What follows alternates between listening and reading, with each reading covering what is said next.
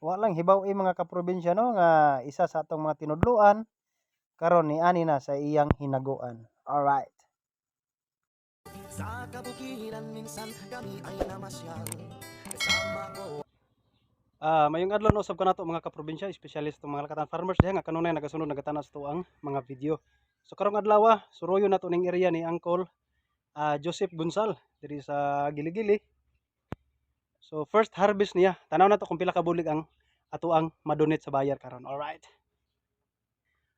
Araw, kuha na nagbulak ulo. So kani isa ni sa mga donate na to ron. Ayun, pitin dagwa mga kaprobinsya. Tanawa halos-halos bunga na tanan. Ayan lang subidahon ang dahon. Tungod kay kumpensa kay mi. Wala kay mi ka spray ani og straight. So karon suruyo na to kung pila ka buok ang mahatag na to sa bayar karon.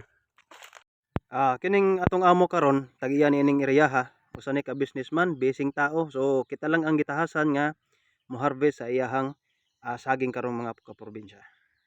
Niyo, kitistiran na nako ni kay wa na may dahon ko do. Nya yelo na kayo. Tulo. Oh. Pat. Ayun, upat. Og kalima. 5 padiri 5 adara 6 ayun og kining diri sa dapit sa pader kapito mga kaprobinsya. Bilang nako og duha lang ni kabulig, wa ko nag-expect kung pagtanaw nako karon. Tungod kay last week diri ko ni suroy na kong daan, duha lang gid akong possible nga ma-harvest pero sus karon na surprise noon ta. Napa kana langanin pa na. Next 2 weeks pa na. So pito ka bulig ang atuang first harvest karon sa area ni Uncle Wangwang, Uncle Joseph. So isa ni sa mga bunga sa iyahang hinaguan. Ako pod nakaambit pud ko ani gikan sa pagtanom, pag-spray, paghimuso. Kuan siya iyahan ang gibalot pero tanaw man ko namo nga kuan subidahon kayo apasunon kayo ang bunga akong gihukasan tungod kay nag-spray mi og foliar para sa bunga. So gi-applyan na mo ni gromor. Grabe pagbuliskad sa bulig mga kaprobinsya sa Dawi no. Kini langanin pa ni siya pero next 2 weeks ani tiba-tiba gini. Papaw, dako kayo. Grabe. Before pa nato potlon kining atong harveston karon kuan sa natog dahon para dili ma-damage ang katapad niya nga nagbunga pa. So pareha ani nga nasablay gud sa wire. So kinahanglan nga kuha na tog dahon. Kana ato ra nang namatay hagdan ato anang kuanon niya.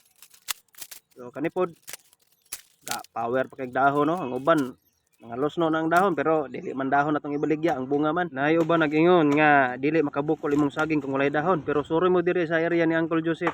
Way dahon na ini. Pabungahay ta diri. Tanawa dagko kayo.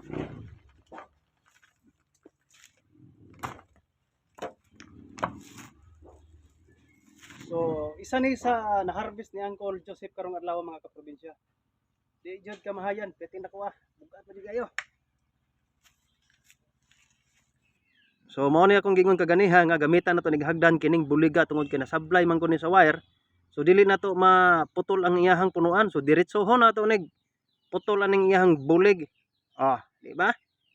Estimated lang na mga 15 kilos okay na kay na kada bulig. Og mo na ni ang pinakanindot nga part ang pagsipi, human pagtimbang unya, pagka human magbineranay na ta. So anihon na nato ang atong kahago. So once again nagsalamat sa pagtanaw sa kong video and more power kanatong tanan and may the Lord God bless us all. Mga lakatan farmers diha ha, padayon ta bisag barato pa ang presyo. All right.